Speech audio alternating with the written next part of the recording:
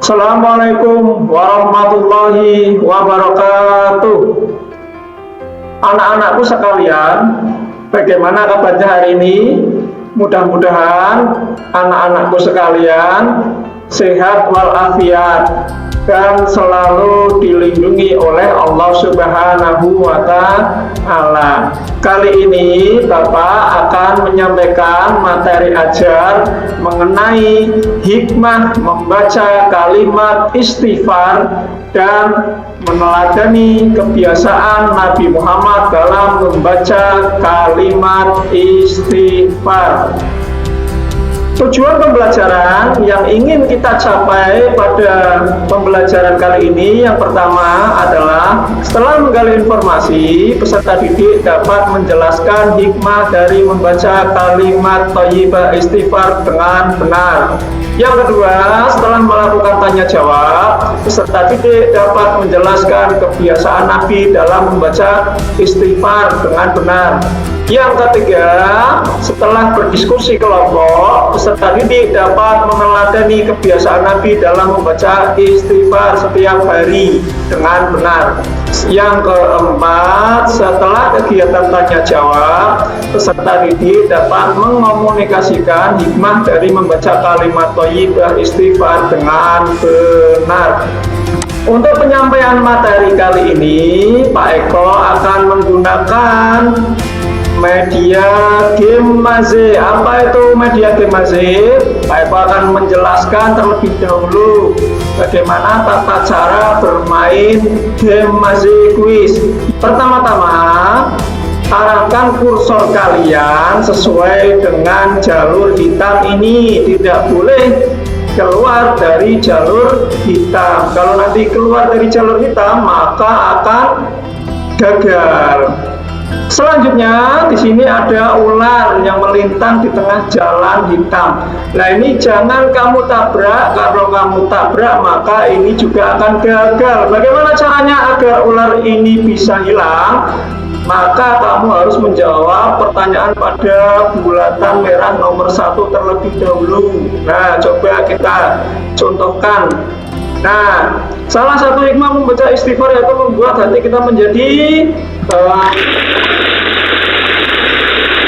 kembali. Nah, otomatis ularnya sudah hilang. Kalau tidak percaya, coba kita jalan terus ularnya ini, apakah kita akan gagal atau berhasil tanpa menjawab pertanyaan. Ya, seperti itu sampai nanti kita dapat pada pertanyaan yang terakhir. Dengan membaca istighfar, Allah akan memberikan kelapangan rezeki. Itu adalah salah satu dari hikmah membaca kalimat istighfar. Nah, sampai ke hewan nomor 4. Ada kera di sini, monyet. Jangan sampai kita dihalangi oleh monyet, maka kita harus jawab pertanyaan terlebih dahulu. Dengan membaca istighfar, kita akan menjadi pribadi yang pemaaf dan rendah hati, serta akan terhindar dari sikap sombong tentunya. Nah, masih ada satu lagi tantangan. Nah, ini jangan sampai keluar dari jalur hitam. Iya. Pertanyaan yang terakhir, Rasulullah adalah manusia yang paling mulia di dunia. Namun beliau selalu beristighfar setiap bangun tidur. Berapa kali Rasulullah beristighfar setiap bangun tidur? Jawabannya adalah 70 atau 100.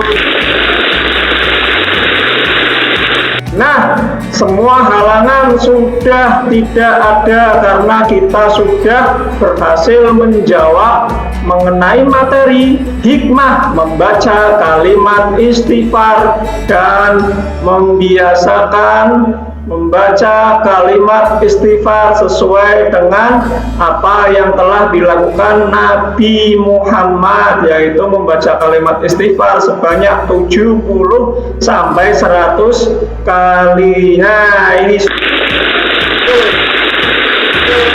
klinis. Untuk sedikit refleksi tentang materi yang akan kita bahas pada pertemuan yang akan datang, yaitu mengenai hikmah membaca kalimat istighfar. Tidak sedikit manusia yang enggan memaafkan kesalahan orang lain, mungkin karena gengsi, malu, takut dipandang rendah. Namun perlu diingat, menjadi seorang pemaaf adalah tanda kita menjadi orang yang hebat, berjiwa besar, dan mampu meraih kemenangan yang sebenarnya karena dapat mengalahkan hawa nafsu kita. Nah, ini hikmah membaca kalimat istighfar. Yang pertama, hati menjadi tenang. Yang kedua, diampuni dosanya oleh Allah Subhanahu wa Ta'ala. Tiga, diberikan kelapangan rezeki. Yang keempat, selalu memiliki sikap rendah hati. Yang selanjutnya, kita akan membahas tentang istighfar yang dilakukan oleh Nabi Rasulullah atau Nabi Muhammad adalah manusia yang paling agung di muka bumi ini. Namun Rasulullah tetap saja membaca istighfar, selalu membiasakan membaca istighfar setiap bangun pagi sebanyak 70 kali. Diriwayatkan dalam hadis lain itu sampai 100 kali. Bagaimana dengan kita yang manusia biasa dan banyak dosa? Maka kita harus membiasakan membaca istighfar minimal setiap selesai sholat 5 waktu. Berapa kali kah istighfar yang harus kita baca? Nah, jika Nabi saja membiasakan dari 70 sampai 100 kali dalam sehari, maka kita sebagai manusia biasa yang penuh dengan dosa harus lebih memperbanyak membaca kalimat istighfar dan meresapi makna kalimat istighfar sehingga dapat berdampak bagi perilaku kita menjadi lebih baik dan terhindar dari kesalahan atau melakukan kesalahan yang sama. Nah, untuk kesimpulan pembelajaran yang akan kita lakukan, kesimpulannya adalah yang pertama, membaca kalimat istighfar mempunyai banyak hikmah. Di antaranya dapat menenangkan hati, menghapus dosa, mendatangkan rezeki, dan menjadi pribadi yang rendah hati serta tidak sombong. Boleh kita tambahkan, mendapatkan pahala dari Allah, karena otomatis ketika kita membaca istighfar maka kita akan mendapatkan pahala dari Allah. Itu nanti bisa ditambahkan sesuai dengan pendapatnya anak-anak, ya, disesuaikan. Yang kedua, Nabi Muhammad sebagai makhluk yang paling mulia dan dijamin surga oleh Allah saja masih membiasakan mengucapkan kalimat istighfar. Maka kita sebagai hamba yang banyak dosa harus lebih memperbanyak membaca istighfar agar mendapatkan ampunan dari Allah. Yang ketiga, setiap orang pasti tidak luput dari dosa.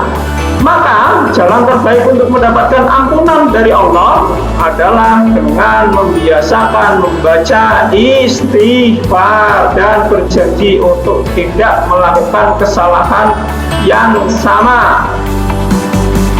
Yang keempat, beristighfar adalah wujud dari meminta maaf kepada Allah. Namun, lebih dari itu, kita juga harus memperbaiki diri untuk berjanji menjadi pribadi yang lebih baik, sehingga istighfar yang kita ucapkan akan lebih bermakna dan membekas.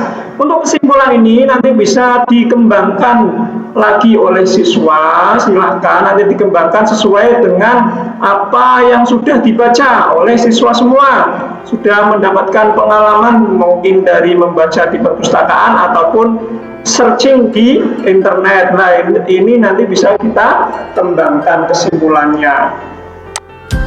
Begitu. Untuk yang terakhir, nanti anak-anakku sekalian ada tugas diskusi atau tugas evaluasi. Yang pertama, ketika hati kita resah, terus ada banyak dosa, terus rezeki kita sulit, dan kadang kita bersikap sombong. Ada 4 gambar yang harus kita pecahkan, harus kita diskusikan. Tugas diskusi kali ini, jika kalian mengalami hal tersebut atau yang ada di gambar tadi, apakah kalian akan tetap mengingat Allah dengan beristighfar? Terus berikan sebabnya. Yang kedua, apakah dengan beristighfar masalah yang kalian hadapi di atas dapat teratasi? Jelaskan argumennya atau alasannya. Yang ketiga, bagaimana jika dengan beristighfar masalahmu yang ada di gambar tadi tetap tak kunjung usai? Apakah yang akan kalian lakukan?